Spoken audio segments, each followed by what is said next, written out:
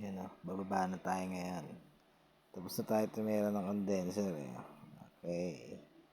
Imuya ko pa ang animal. Okay.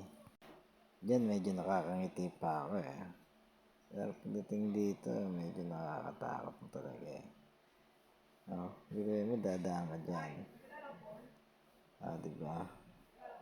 Nakakatakot dyan.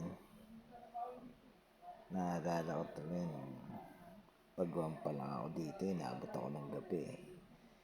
Parang ayoko na talaga lumabas ng bahay na to eh.